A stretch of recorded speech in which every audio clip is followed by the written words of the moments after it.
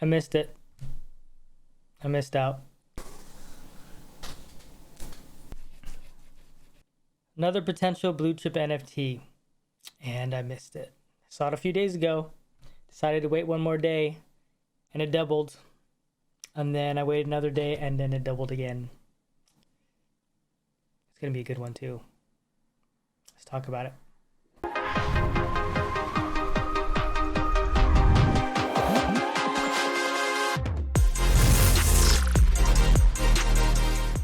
And before we get started, please smash that like button down below. Please hit subscribe with notifications on. If this video helps you, like it. And if you like it, it helps me, and we all win. Thank you. All right, so just put me up in the corner and let's go take a look. So what is Goblintown? It is hands down the best NFT collection that has come out in a long time. And it's great. There's no one even close, and it's thriving in the middle of a bear market.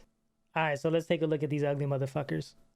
Look at these guys. These guys are ridiculous. They're freaking ugly, but ugly in a good way.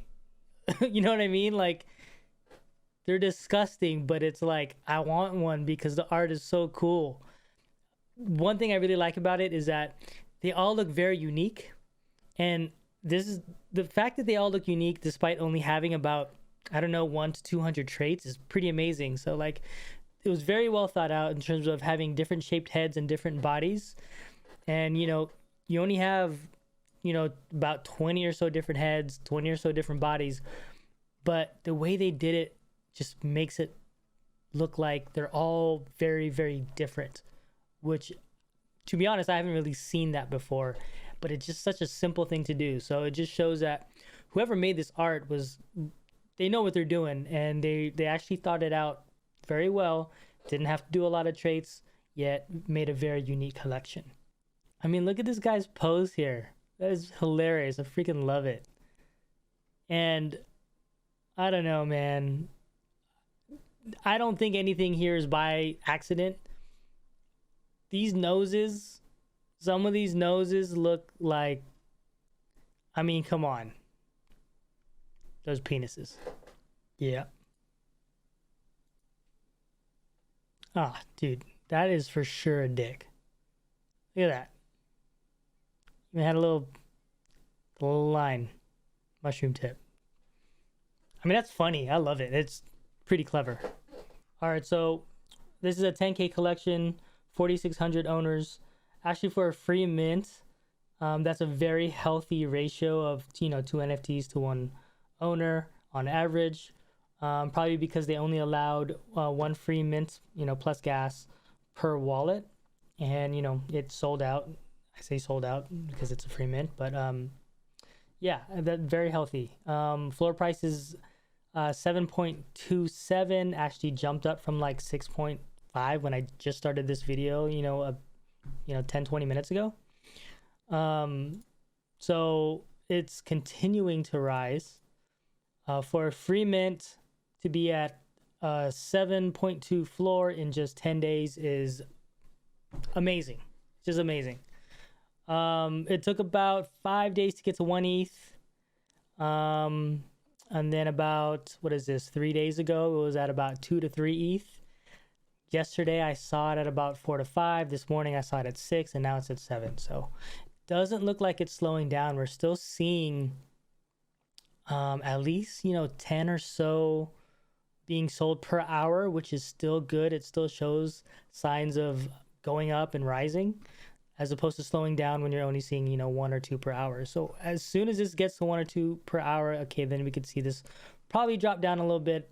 You know, usually when that happens, it drops back down at least like 10-20%. But who knows where this is going to end up, because this is the only NFT collection out that anyone's talking about right now. Like, that's how good this is, and that's how much of a bear market we're in, and it just makes this even more amazing.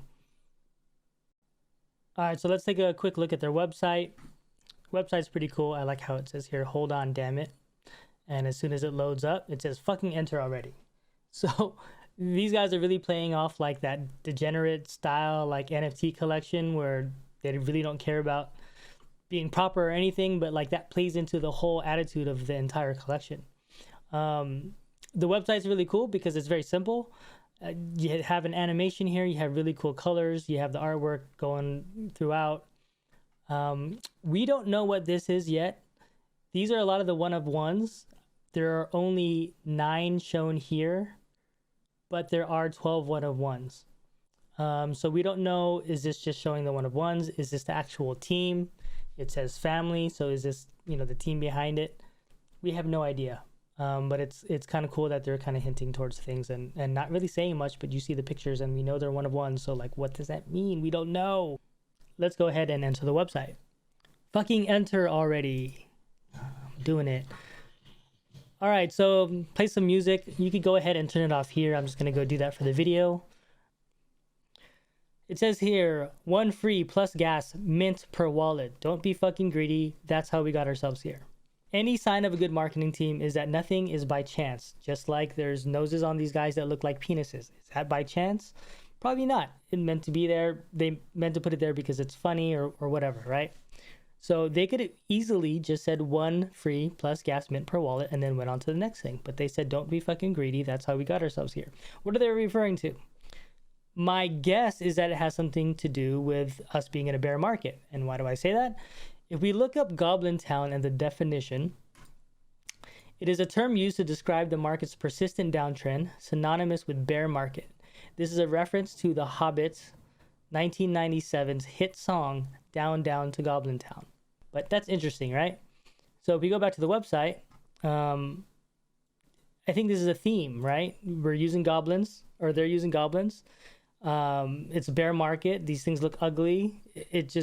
They're playing into this whole like degenerate NFT space that's going into like the dumps, and here come like the goblins and they're taking over, and it's just like it's perfect marketing at the perfect time in this space. I don't know if these guys, whoever's behind the Goblintown, we just got into this bear market and they said, 3-4 weeks ago, like, hey, let's do this Goblintown, and here's the thing, and this is what it's going to be, and it's going to match the bear market trend that's going on right now. Or if these guys are smarter than we think and they foresaw this coming eventually and they had this all planned already, and then as soon as that bear market hit, these guys were ready to go and ready to launch. I think it's probably that, because like I said, I think this team is very good. I think there's really smart people behind this team.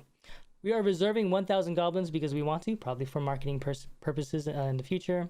This is the biggest thing about this project. No roadmap, no Discord, no utility, CCO, which means you have free commercial rights to use this as you please and you won't get sued. And contract wasn't actually written by goblins. Hashtag goblin, follow goblin. This is so different from anything out right now. Every project right now uses Discord. We've seen that it's a problem because everyone's in 20, 30 Discords, and people are in and out of Discord so easily. You lose interest. It's hard to keep Discords alive, and it's hard to keep chatter in the Discords going. So they said, forget it. No Discord. For the roadmap, everyone's talking about, oh, what's the utility? What's the roadmap? What are these guys going to do in the future? They said, forget all that, and let's do a free mint. And I think by doing that and having a free mint, no roadmap, no Discord, no utility, they can't do anything wrong, right? It's free, right? So there's no expectations. They remove all the expectations from their project. They remove all the pressure. And now people just go there and have fun. And the fact that it's a 70th floor and these guys are making millions of dollars, there's no pressure on them to deliver. I think eventually there will be. But I think from a standpoint of them making it easy on themselves and making it so the community can't really get mad at them if they're not delivering certain things at certain times or not providing value right off the bat, it's not their fault. This was a free mint. So again, genius stuff. All right, so this little phone here, super smart. I'm going to use the word genius like all the time. I was going to use it there, but I didn't. But pretty genius, right? So they have this phone and they're having a conversation, and these are the goblins. The funny thing about the goblins is they don't really speak complete. like I'm doing now. They don't really speak in complete sentences. They don't really speak in complete sentences. Maybe I'm a goblin.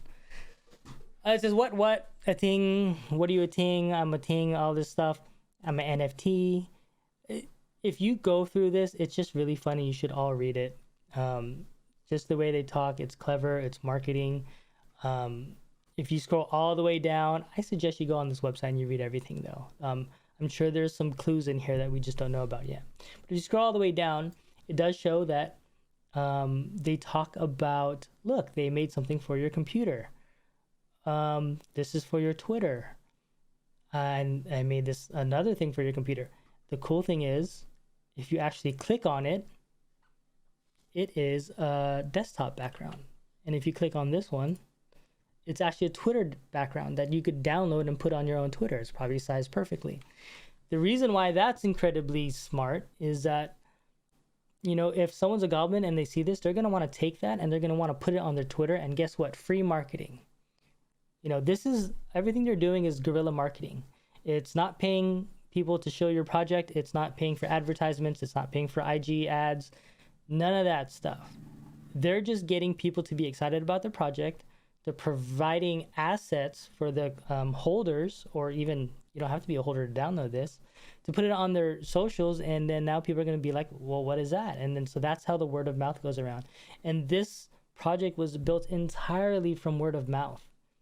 That's why it's so cool that they've gotten to where they're at now in just 10 days, because it's completely organic.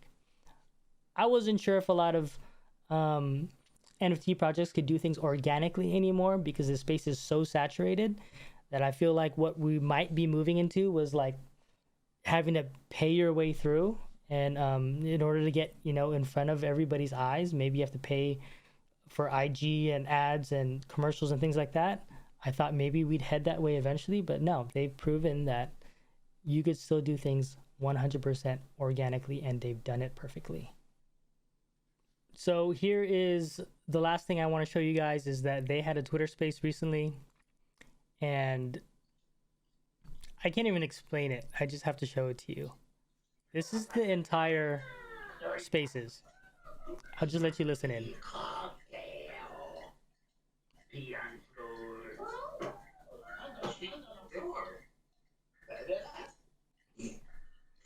This went on for hours. What the fuck is the map gonna do? What the fuck are we doing? PP on people. PP on people, like.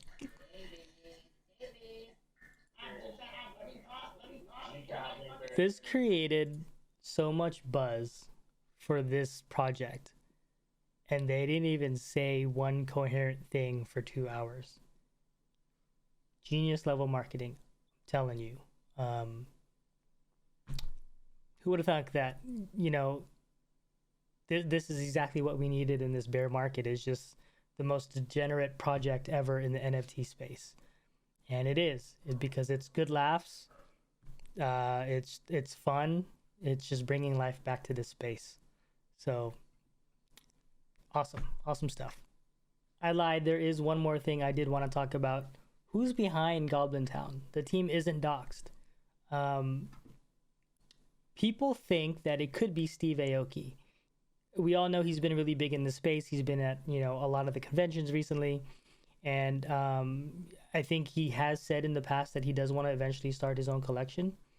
And it just so happened, this goblin here, this one of one, really resembles Steve Aoki.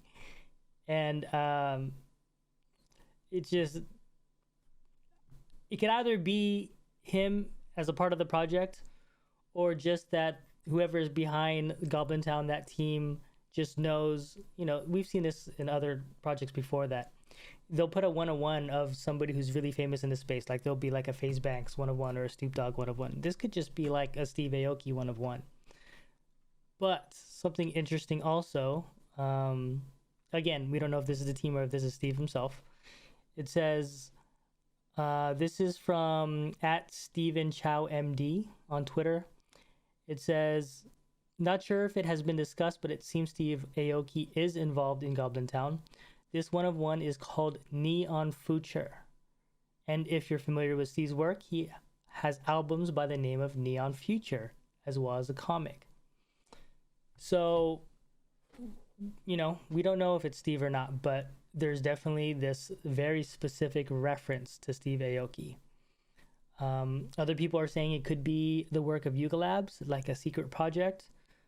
It could also just be that this team is calling out Yuga Labs because they have in their Twitters or tweets before, and on that little phone image, I think there was something about Yuga Labs, but it could just be that they want to be a part of Yuga Labs and they want to get bought out. You know, if you get bought out by Yuga Labs, then they get a huge payday. So again, we don't know, but this, I'm pretty sure that this is a Steve Aoki reference, right? It's like, how can it not be? So if you can't tell already, I love this project. This project is probably now up there with one of my favorite projects in this entire space, if not my absolute favorite. I like it just because of the guerrilla marketing, of the genius behind it. I think if this is backed by Steve Aoki or Yuga Labs or some other big wigs, sky's the limit. You know, they have all these resources behind them, I'm sure, and I don't think this is just some degenerate who put together a degenerate project. A lot of times when you see a degenerate project, it's just that's the same person behind it. Not this one. This one is, it's too well thought out. The marketing scheme is too good. The artwork is too good.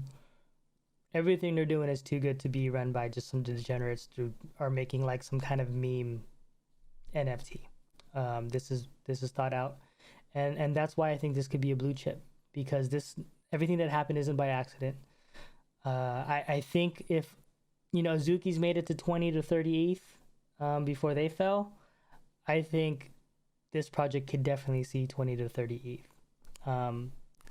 I seriously regret not picking it up at about 1.5 when I saw it. I still regret not picking it up at 4. It's at 8 now. I don't know how high it's going to go, but like I said, I think it could get to 20, 30 plus. I think it could be a blue chip. Not financial advice, but I love this project. That's it for now. Thank you for watching. Please like and subscribe. It's going to really help out my channel, and it's going to help me continue making more content. And that's it for today. So thank you guys. I'll see you guys later. I'll see you in another time. Peace out.